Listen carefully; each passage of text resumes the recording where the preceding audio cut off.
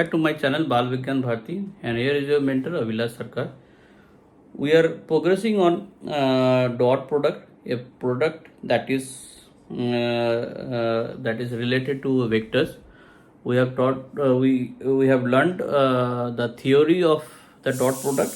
Now we will solve some of the problem, and I will move to the next subject, that is cross product. So prior to that, let me solve some problem for you. The problem on dot product. Okay, so I will not solve much of the problem or explain. Maybe one or two I will solve. That will be useful for you to understand. The first one is that calculate the dot product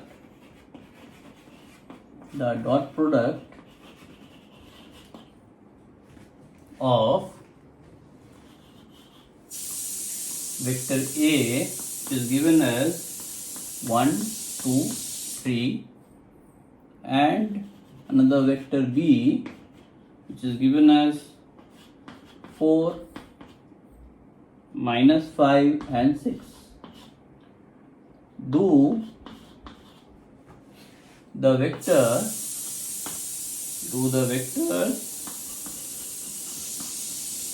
form acute, right,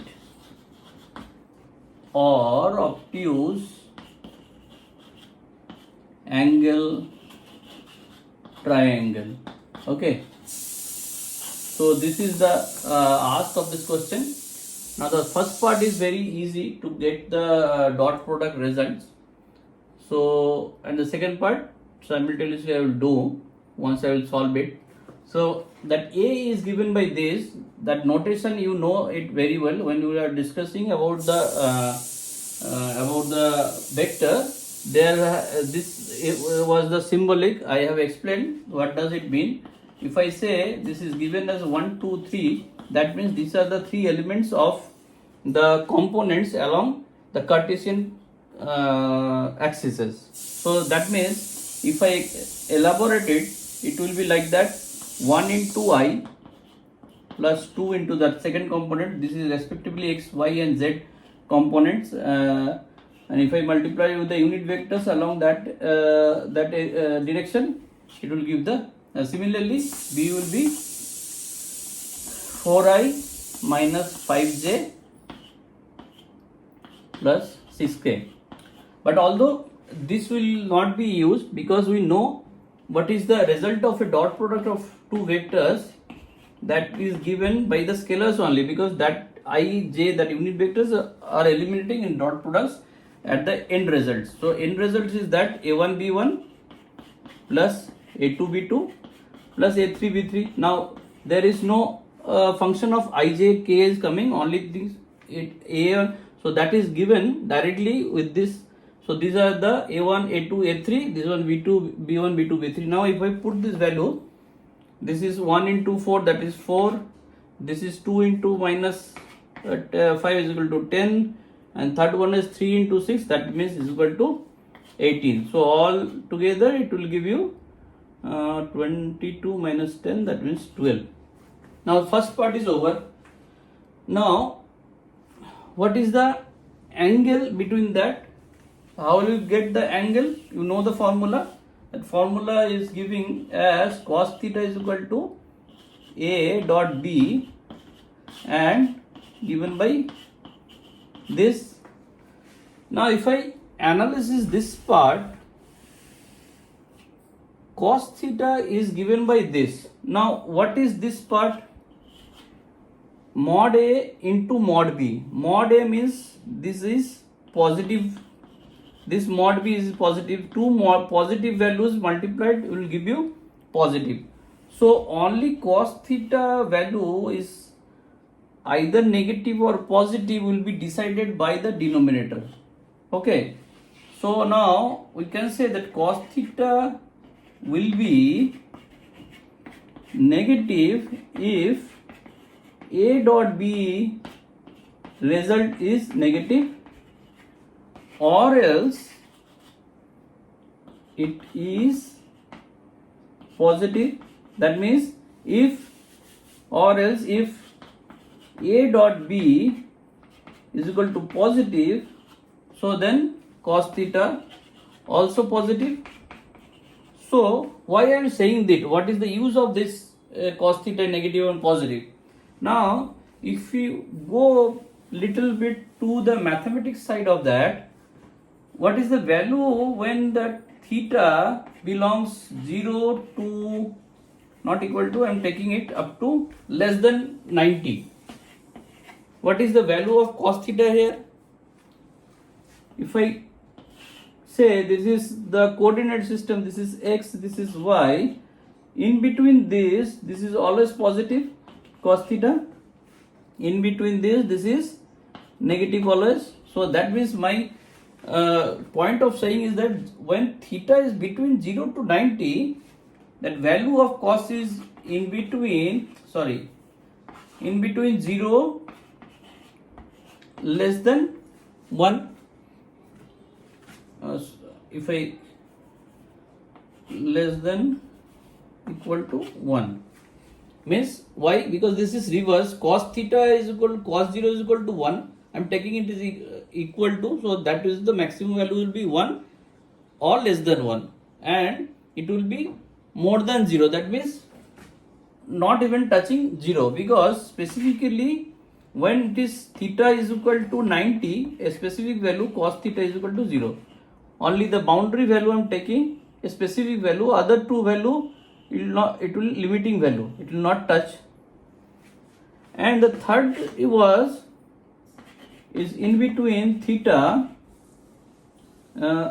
equal to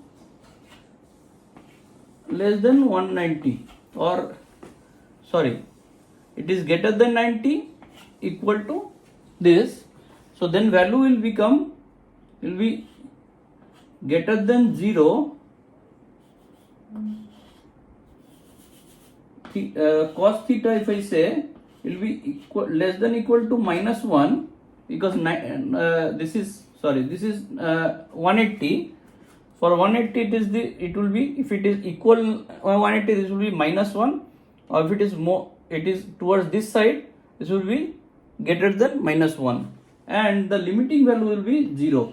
As because this is not 90, so it will be less than 0. That means all the values in this range will be negative. Okay, so that's why I am saying if cos theta is proved to be negative, then I can say the angle between this A and B, let's say this is the vector A and B, the angle, if it is the cos theta value comes as negative, then I can say this will be more than 90, this cos theta value. If it is less than 90, definitely the cos theta will come positive. If it is 90, there is no question, because there will be only specific value 0 will come. So this is the deciding factor. If cos theta value is positive, it must lie in this range. Okay. Now what we have calculated here? That A dot B, dot product of A and B is 12. This is positive 12. So now it is giving positive value altogether, because this is positive always. So cos theta is positive. So that means this is the triangle that will form by these two vector. If I join the end also, this is a acute angle triangle.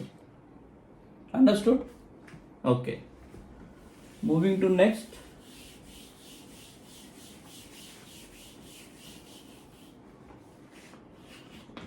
Number 2.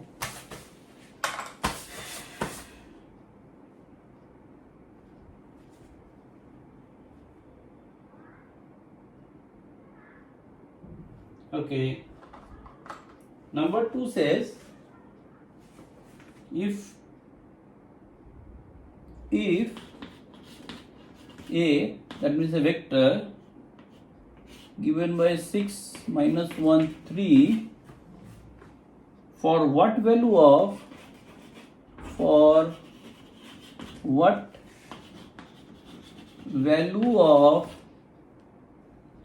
C is the vector B, which is given as 4C minus 2, is perpendicular to A. Okay. So that means if they are perpendicular to each other, definitely the angle between them must be 90. So when it is angle between them is 90, your cos theta is equal to cos 90, that means is equal to 0. That means A dot B divided by A B is equal to 0. So this is multiplied with this. Ultimately you can say the dot product is 0. So now up to this, if I can reach, then the further thing is very easy, because what we have to do, we have to calculate A dot B. So, and you know the algebraic value of A dot B is, we did in the last problem also, that is A1 B1 plus A2 B2 plus A3 B3. Now if it is coming 0, then there is no question of proving, ultimately you can say. So what is, so now as per the condition, if it has to be, if it is 0, then only this is perpendicular. So assuming this is equal to 0, then only unknown can be calculated. Now we'll proceed on that. Okay, assuming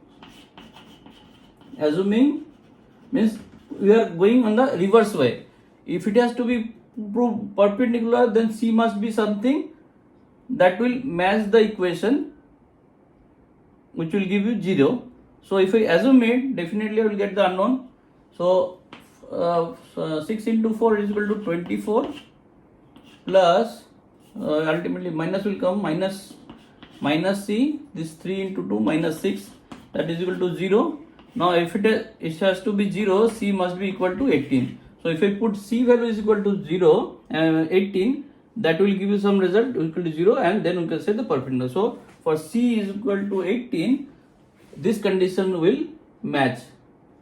That means that A will be perpendicular to B or vice versa, anything will be, because they are mutually perpendicular. Okay.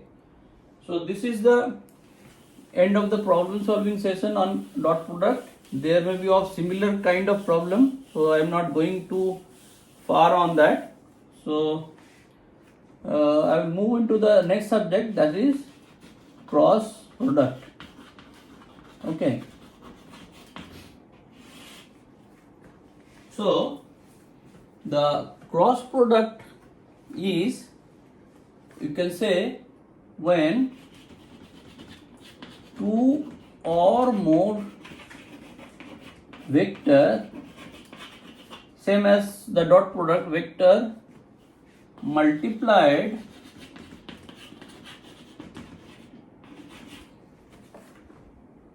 in such a way that their resultant is a vector and it is lying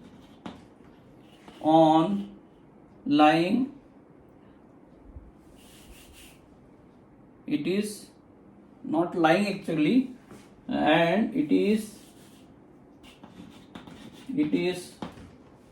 perpendicular, rather you can say perpendicular to the plane where those vectors are residing. Okay, so this is the overall definition. When two or more vectors are multiplied together, then their resultant is a vector. The resultant, in this case, the cross product will be a vector. In dot product, it was a scalar, and it is perpendicular to the plane where those vectors are lying. So if I take example of any two vectors, rather taking multiple vectors, because wherever I do this cross product, I simultaneously only two vectors I will catch at a time, not more than two vectors. So my now I will discuss with the two vectors only. Let's say there are two vectors which are lying on a plane. So and these are taking part in that event of cross product, and if I do the cross product, the resultant will be perpendicular to the plane where this vectors is lying. That means if a vector which is perpendicular to the plane, that means this will be perpendicular to any vector in that plane, not only AB. If I draw any other vectors, it will be the perpendicular to on that. So the condition is that resultant will be perpendicular to both A and B. That means the plane which is containing these vectors. Okay. So this is the prime condition of cross vectors. There are two important things I already told. That is, the resultant would be a vector, and that resultant must lie on a perpendicular to the plane where the vectors are residing. Okay.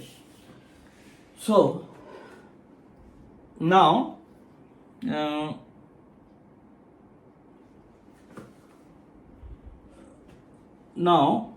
the second part is that the important part is that how will you correlate the cross product geometrically. So for that you need to know that it will follow the right hand screw rule. Right hand screw rule. Okay. Or some way people called it right hand thumb rule. Both are same. Let me explain one by one. If you have seen screw, let me draw it for you. I will draw a hexagonal screw that you might seen in your household cases. You all might have seen this screw, means what you call as a bolt basically.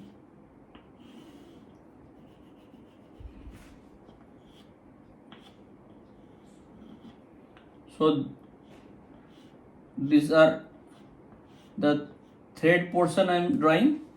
Now this has been passed through some nut. Okay, this has been passed through some nut. Sorry, this has to be like that. Okay, this has passed through some nut, and this has some hexagonal head.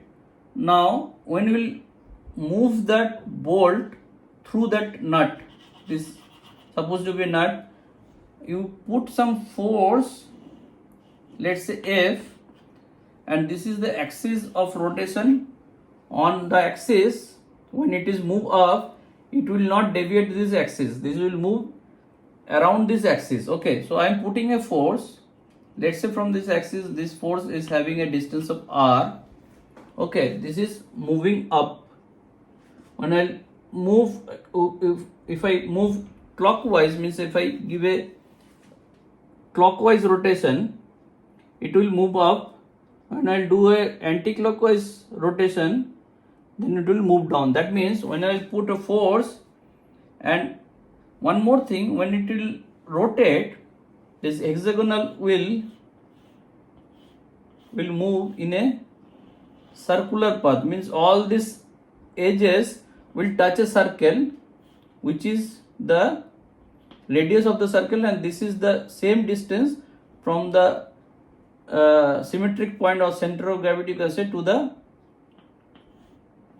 vertices of the hexagon. If it is a uniform hexagonal, mostly it is a uniform hexagonal. So this distance is equal to the radius of the circle through which the head will move. So it will touch every time. Okay. So I can assume this is a circle on which I am giving a force, that is a force that is tangential, this is along the surface I am putting. This is the along the surface. So basically I am putting a force which is a tangential to the circle from the center. This is R, this is F. Okay, but the displacement is occurring in this direction because it is moving up or down. So displacement either this way or this way it is moving, but I am putting force this way, and that, if you can understand, this is the plane on which I am putting force and the movement is happening in this way. So that means as the rule of work done, we know that force into the displacement along the direction of the force, that we know. So as it is moving in this direction, there is a displacement particularly. So by the rule of that, there must be some force is acting on that is moving this object up and down. If in case it is moving up with the force clockwise or anti-clockwise, is moving down. So, but anyhow it is moving up or down, there must be some force. But as you know, if force is this way and displacement is this way, they are not interfering each other. But how come this can move? Because unless and until I put this force, this bolt will not move. That is definite. That means if I stop, it will not move. If I put force this way, then move. So that means this force is affecting this displacement. So there must be some force is producing due to this force being applied, and that will come when we will calculate the resultant action of these two vectors F and the radius vector R. This radius vector R, which is distance from center to the surface of the circle where the tangential force is acting. So these two vectors, this is linear vector, this is also a vector. These two vector cumulative action will produce another force which we will call it as torque.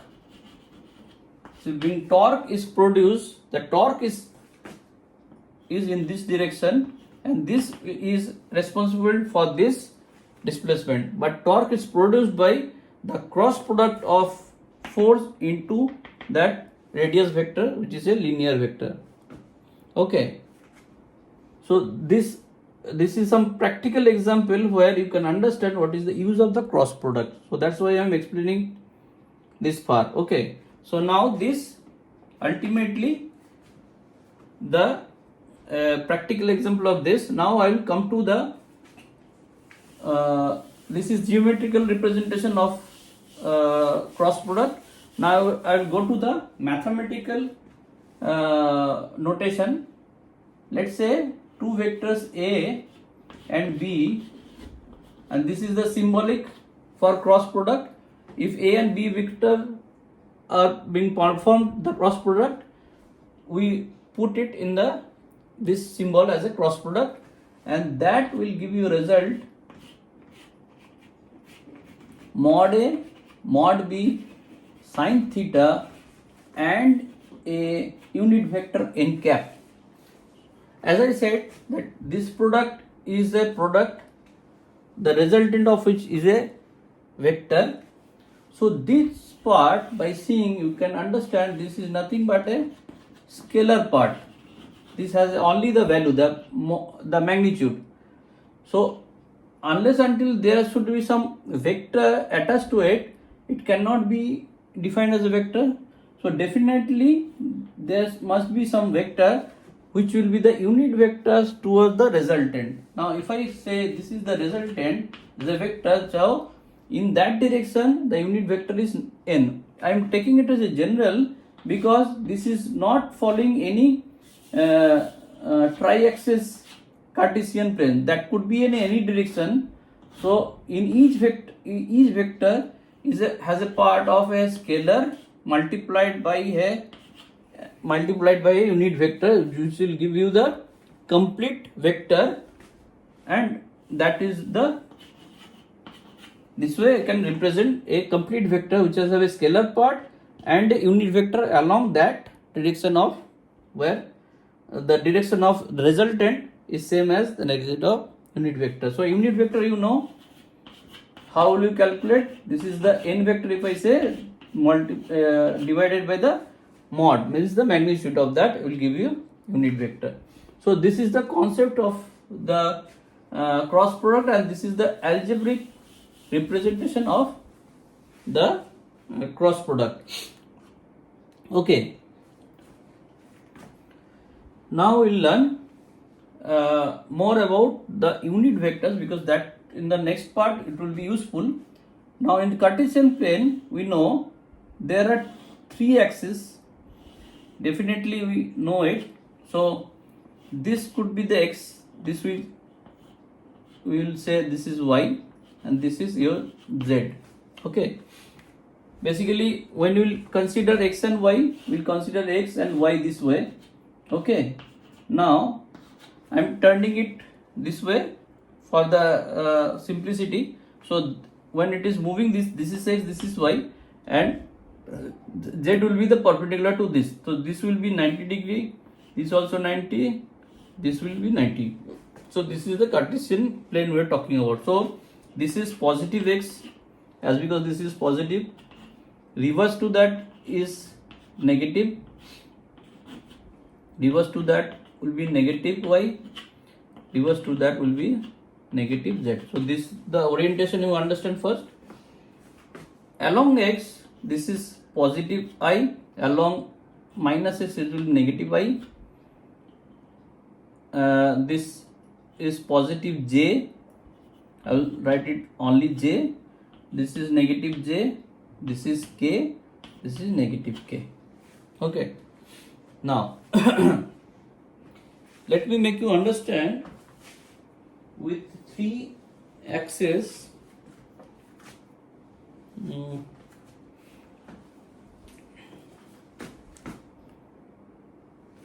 Okay, can you see it? The distinct color, this black is matching. I need to have some more color.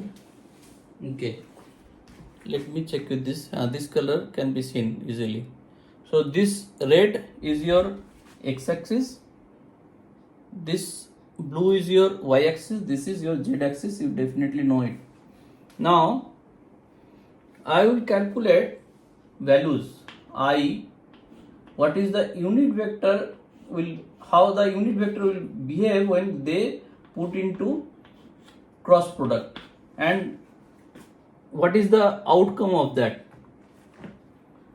As I said that cross product follows the screw rule, the right hand screw rule. So that have a definite direction. When I move it is clockwise, it will go up. When I move anti-clockwise, it will go down. That much you have to understand. Now if it is y, this is x, this is z. Just memorize that this is y, this is x, this is z. Now I is the unit vector along x, j is unit vector along y, this is k.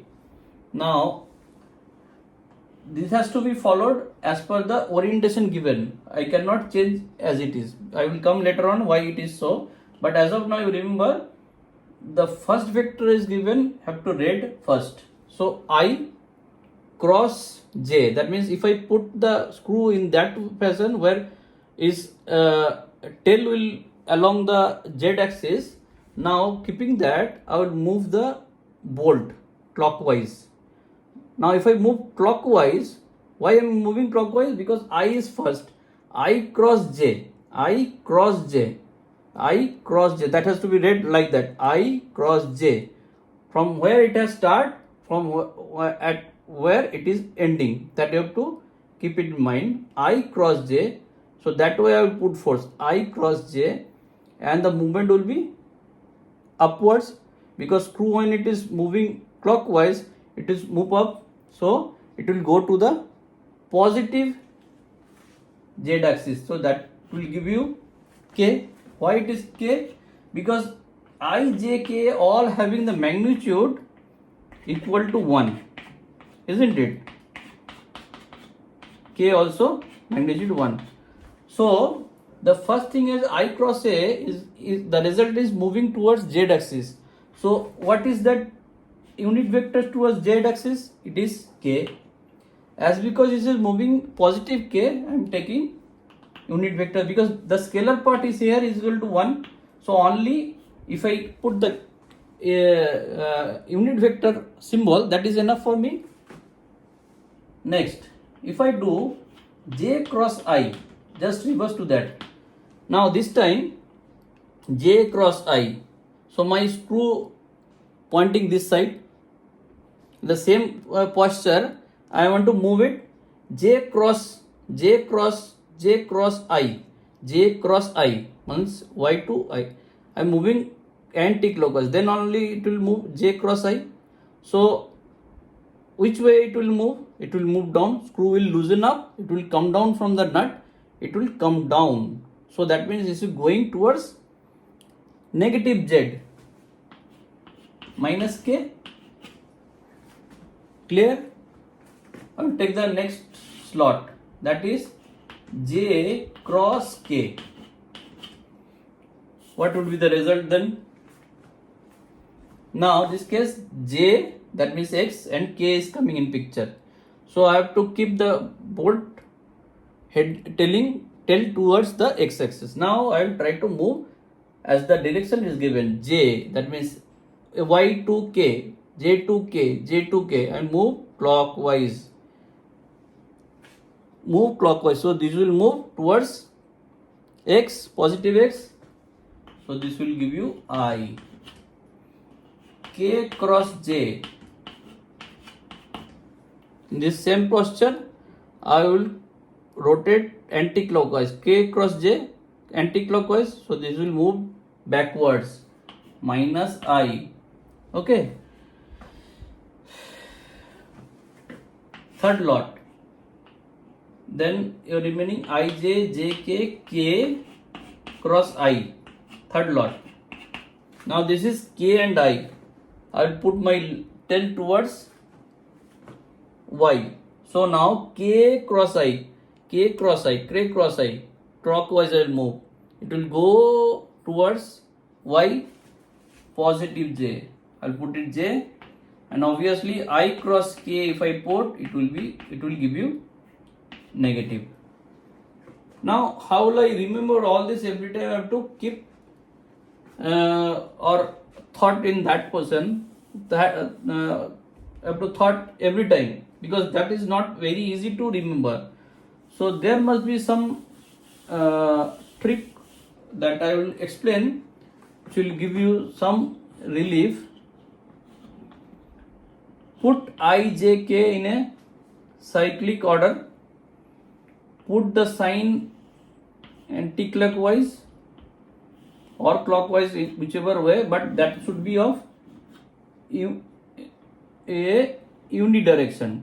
I will not change in between. So either you can put clockwise or anti-clockwise.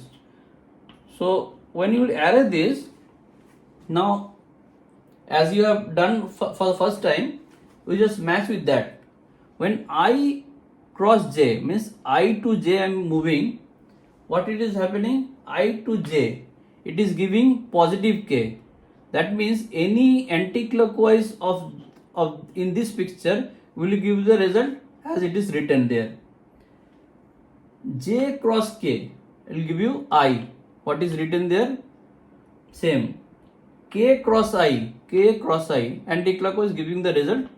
So whenever there is a anti-clockwise, if this picture is being drawn, I will get the result as it is. J cross k, I will get I cross j, I will get k, and k cross I will get j.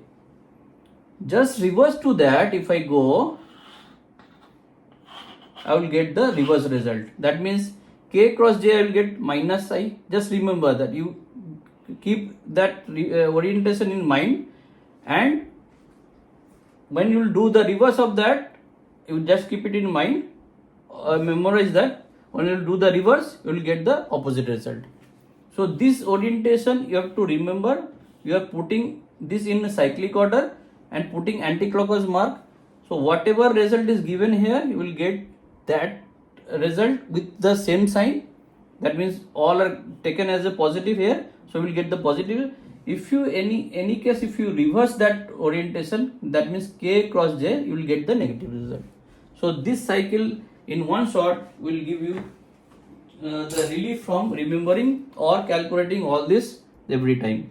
Okay, so keeping this in mind, I will go to calculate the cross product of, so before than that I will write it somewhere so that you can follow me easily with this concept. Okay, so now I will do multiplication of two vectors which are having component, all three components x, y, z, sorry,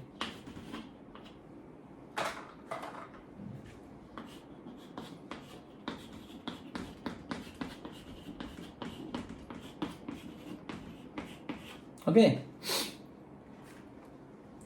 So let me write down. When I do A cross B, I will write it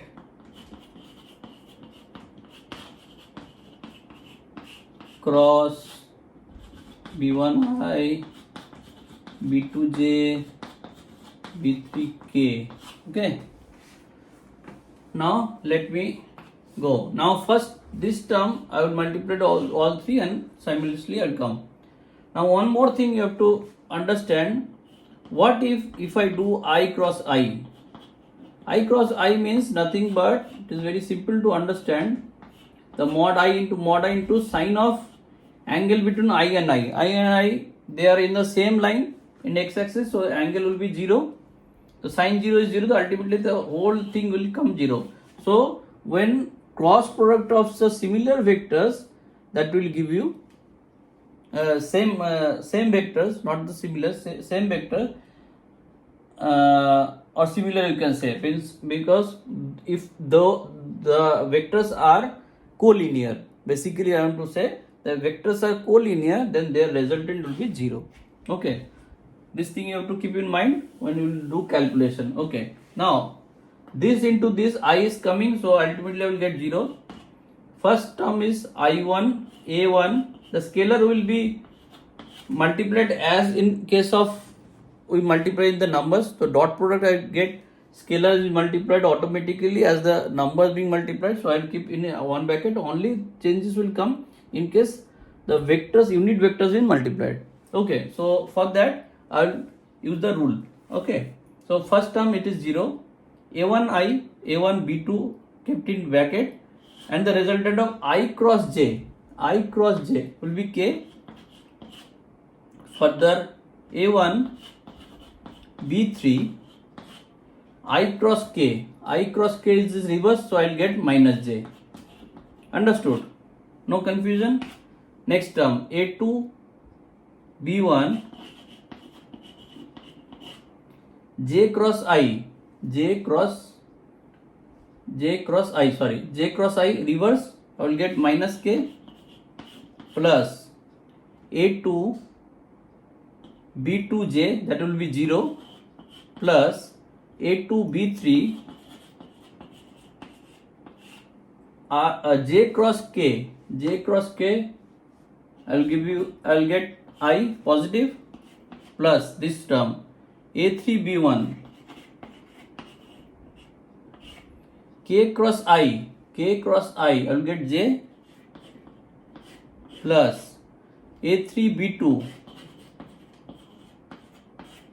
K cross J reverse minus I, and A3 B3 will be give you 0 because these are K. Ultimately I will put all the vectors in common place. So A1 B2 minus A2 B1 K plus J will be there, J is here also, so A3 B1 minus A1 B3 j plus I, here a2 b3, sorry, minus a3 b2 I. Okay, now this is the ultimate form of the vector, as because now you can see in the ultimate result these are accompanied with the unit vectors with the scalars. So that means altogether this will represent some vectors which are having x component this one, y component this one, and z component this one. These are the scalar of those the resultant vectors that will be given as r1I plus this way you can represent. So ultimately I mean to say in x direction this will be the component. Now these can also be represented as a matrix form. There, if I write a1, a2, a3, b1, b2, b3, this will give you the same result. That means if you have an idea, you know how the matrix is being simplified, where if I keep I as a multiplier, then this will multiply this into this minus this into this. This is matching. J if I do, so then this case minus will come first. So in this case alternatively this sign is changing, minus and minus plus. So if you know matrix, then only you can understand, otherwise. So ultimately we just remember this is the generalized algebraic form. This also can be represented in this form, that will give you the same result. Okay, as of now you just remember that. I am not going far because matrix you don't know. If I being covered matrix, then you can understand it better, but leave it like that. So this is the result, you remember this. Okay, this is a simpler one to remember, that's why I am just keeping it like that. Okay, so this is the resultant of the multiplication. Okay, now why I have done this? Because further I need to calculate the angle. So what is A cross B? I find is equal to mod mod A mod B sine of theta. And if I put the mod of that, so here I will not consider the unit vector because I am considering the magnitude. I am putting it under this. Okay, so what is your sine theta then? It is the mod value of A cross B divided by A mod and B mod separately. Okay, so this will give you a sine theta. Now A cross B you have calculated what? The matrix one. So if I do that, so the mod value of the matrix, further one other thing I will write, I, J, K I will write A1, A2, A3, B1, B2, B3.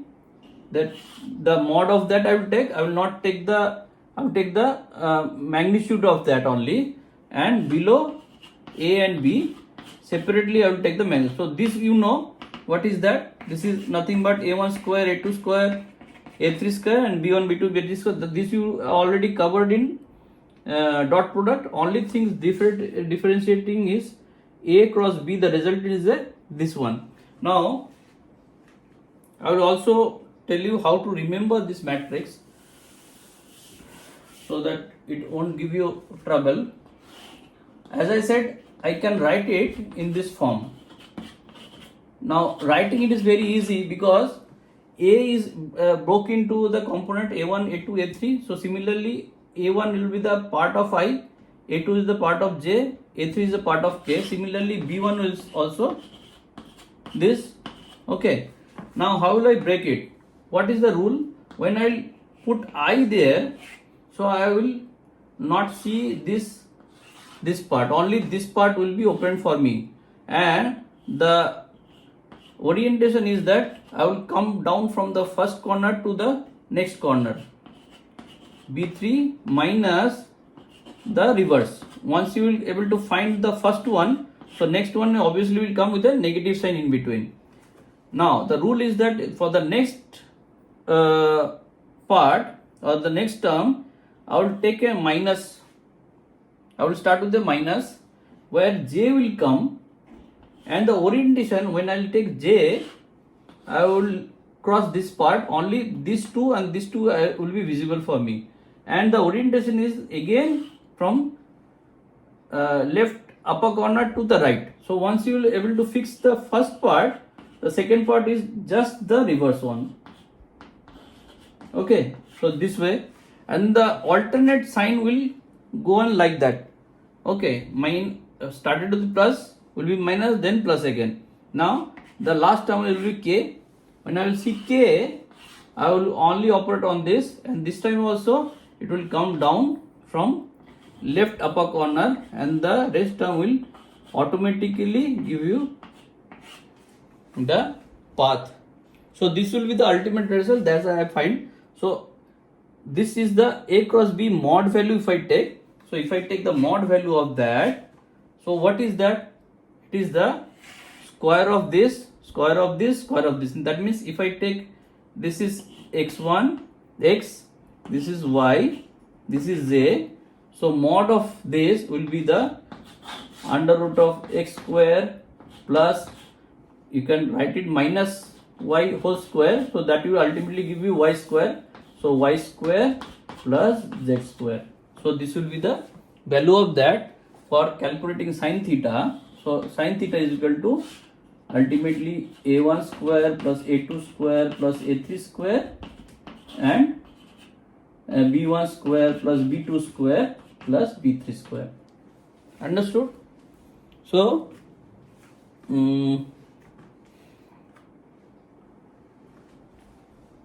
this is the mathematical part of this cross product. Now I have already given an example of the cross product, where and how it has been used in case of the torque. So that is the one example. There could be more example that will teach you when the respective subject will come in picture. So that I will leave it for that. Now I will explain some property, some 2-3 property, 1 or 2 properties there, specific property of as the dot product is having. The first property is commutative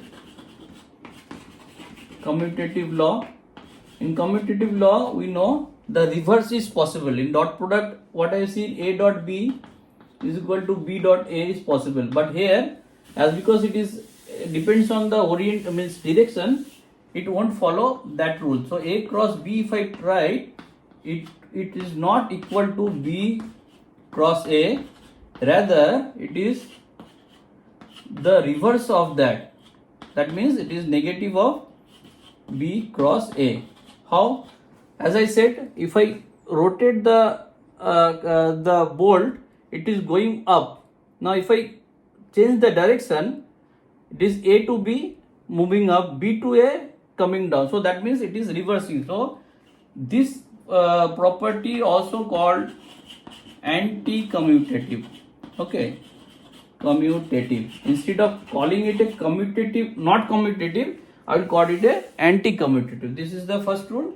Second rule is distributive rule. In that distributive rule, in dot product we have seen, what is that? A dot b plus c, this is all a vector, is a dot b plus a dot c. So in this case also it is following the distributive law, that only the sign will change. A cross b plus c, it is equal to a cross b, but thing is that I cannot change the position of this vector. In dot product, even if I change the position, it won't change. Their distributive law only will follow the same same position, means A, if it is there, A cannot be go in that B's position, that then that will be a difficult one, different one. So this is distribution law. These are the two specific law we'll see in cross product.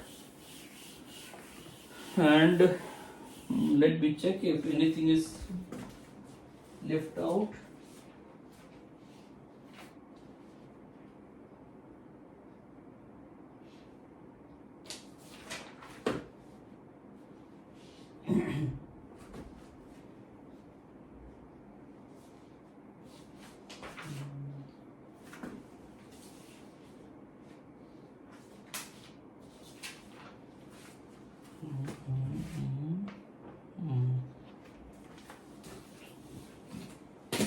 As you have seen in the dot product also, as A cross B, it depends on the value of A, B and sine theta, and sine theta values varies from again -1 to +1 for what, that will be -90 to +90, because sine of minus theta is equal to minus sine theta. This is the different from cos theta, because cos of minus theta is cos theta. So this also will give you the result.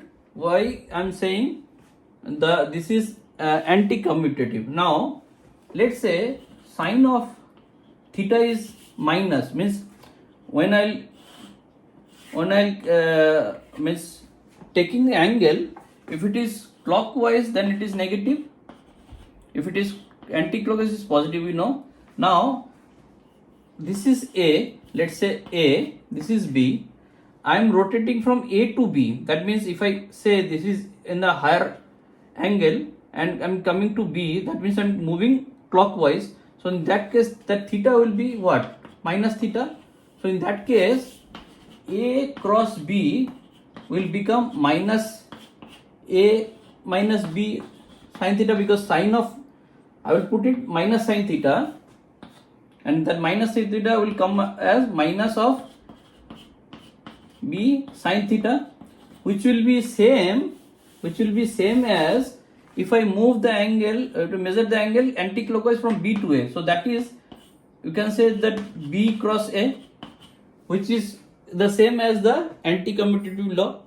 From this we can also explain this part also. Okay. So, and now few specific case, if theta is equal to 0, then A cross B is equal to 0. That means if two vectors are in same direction, so there will be no magnitude I will get. So in that case, how will I define? This is a null vector. So that means where the magnitude is equal to 0, but they have some direction. This is a null vector.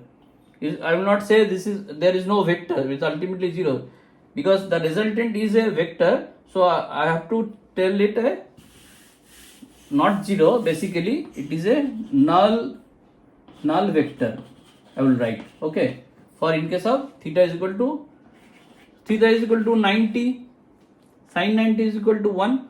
So that cross product of two vectors, if they are 90 degree apart, so then that case this is the ultimate result. The ultimate result, that means that is the product of the magnitude of those vectors. Okay, if A is a vector, B is a vector, if they are 90 degree apart, the result will be the product of this magnitude of those vectors. Okay, if it is as theta is equal to 180, that means two vectors are opposite to each other, then what would be the result? Sin 180 means it is 0 again. So whether it is in same direction and opposite direction, I will get a null vector always. So this is true for both theta and 180. So these are the few specific conditions. Apart from that, everything can be calculated accordingly. So this is the end of the chapter. I will discuss some problem in the next video. Then after I will move to the new subject. Okay. So thank you for now. Good night.